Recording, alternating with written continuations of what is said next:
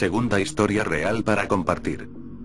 Este es mi cuarto relato, estará un poco extenso pues para que comprendan tengo que explicar muy bien las cosas. Mi abuelito de joven era muy tomador y osado, y era muy común que se burlara cuando alguien le contaba experiencias paranormales. El rancho donde vive es separado por un arroyo, la parte donde está el campo de fútbol y que es por donde vive él, en el fondo.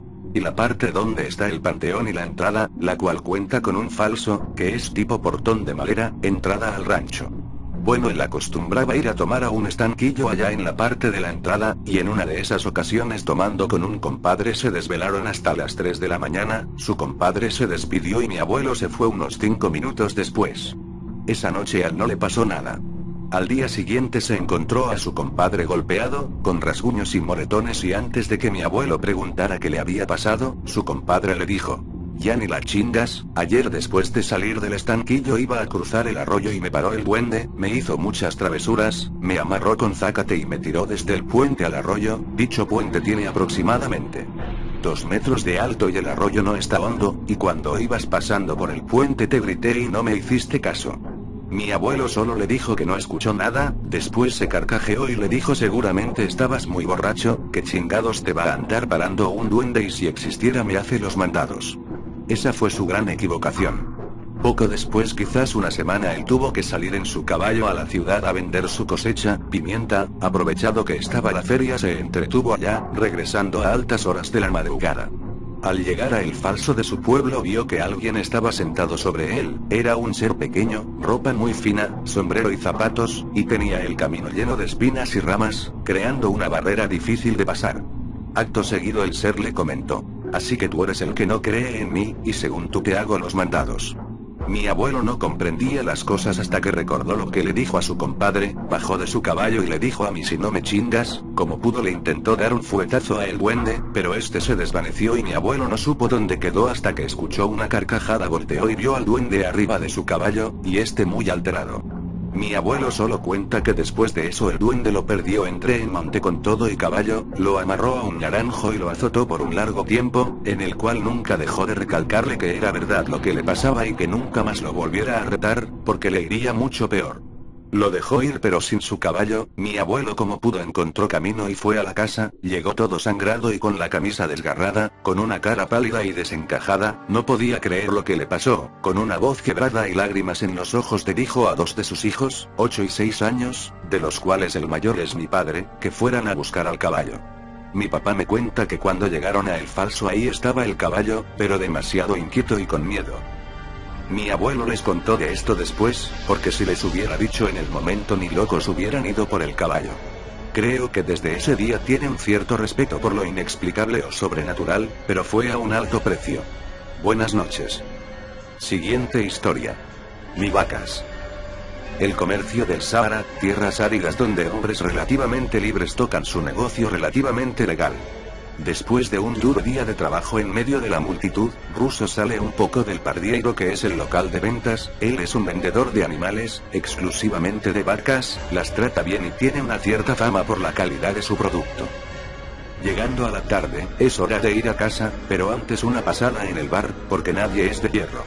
El lugar era una típica espelunca del desierto, pero tenía música ambiente, una bella vaca adiestrada bailaba en un poste al centro y el dueño tenía una seguridad con 2,65, parecía un toro, que no dejaba que las discusiones llegara a un nivel muy alto. Russo se sienta y pide una raíz fuerte. Mientras espera, ve a su amigo Chan, un muambo de primera, consigue productos más valiosos que comida para un hambriento y tiene la mañana para no ser atrapado por los guardias. Chan. Mi abuelo decía que esos lugares ya sirvieron jugo de cebada de la mejor calidad. Trae una raíz aquí también. El ayudante regresaba en poco tiempo y colocaba en la mesa 2 vasos de leche con una raíz marrón dentro. Chan rompía la raíz, mojaba un poco en el vaso y empezaba a comer, parecía medio irritado. Russo. ¿Día difícil? Chan. Difícil pacas, 2 de mis fuentes acabaron muriendo en la frontera, espero que hayan muerto rápido y no abierto la boca para hablar mi nombre. Russo. Ya dije Tovarishch, cuando quieras es solo venir conmigo, trabajar para mí es mucho mejor que pasar los días sobornando guardias. Chan. No ruso, yo casi consiguiendo, más un poco de grana y yo consigo mandarme de aquí, ir. Sea ya, para América del Sur. Bien al sur. Yo no quiero seguir aquí en ese agujero. La conversación duró con las quejas de Chan, eran hasta comunes, pero aquella noche, él comió tanta raíz, que Russo tuvo que llevarlo a casa o él acabaría con el rabo preso por la mañana en aquel lugar, en sentidos desagradables.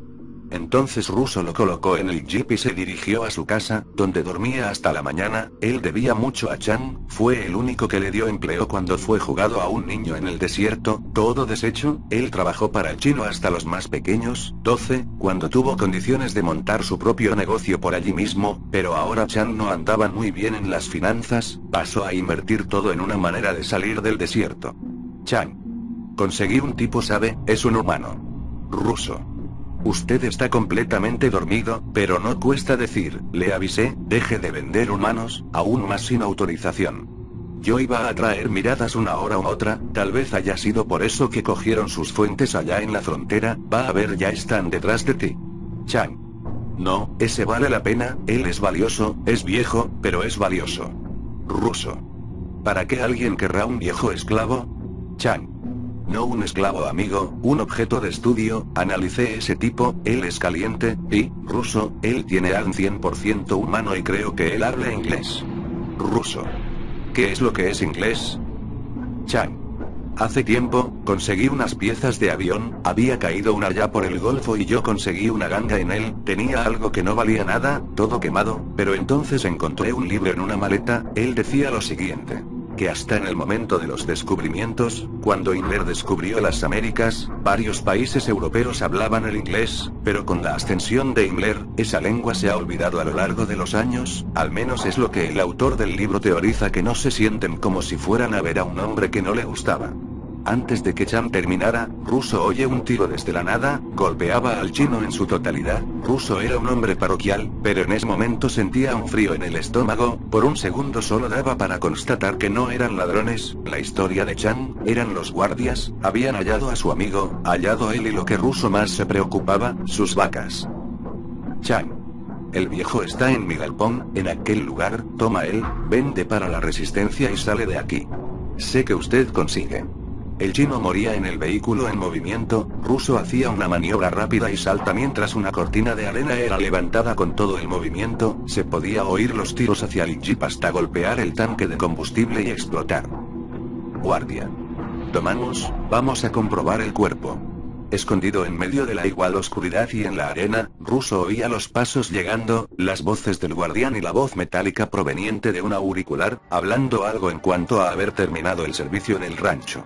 En ese momento, la sangre de Russo parece subir a la cabeza, él sale de su seguridad y para su suerte y sorpresa del guardián, consigue correr rápido y sordo lo suficiente para estrangular a su agresor en un mataleón, aún escapando de un último tiro guardia. Fue hasta fácil, no era la primera vez que Russo había matado a alguien, la vida en el desierto era difícil. El cuerpo del guardia caía al suelo. Russo. Esa es por el Chan, su ratón flotante. Con el jeep destruido, Russo agarra la ropa y el arma del agresor y va corriendo por el desierto, a pie, todo el resto del camino. El guardia debía haber llegado allí en algún vehículo, pero él ni pensaba en eso, él solo quería correr hasta el único rancho que había en aquella región, el suyo. Ya era tarde, de lejos él veía el granero cogiendo fuego, aún así él todavía quería entrar, abría la puerta y entraba en la casa, su mujer e hijos estaban allí, la casa estaba intacta y por un momento él tuvo esperanzas, pero percibió que sí, el único lugar quemado fue el granero. Él corre hacia allí y confirma, estaban todos allí. La familia que construyó, las vacas, los empleados y todo lo más comido por el fuego. Él entonces toma a la mujer en los brazos, levanta con dificultad el cuerpo de 2,45 en el regazo y va hacia afuera a hacer un entierro digno. Russo. Disculpa Chan, pero yo no me voy, no importa quién sea, yo voy a quedarme y vengarme, nadie me mueve con mis vacas.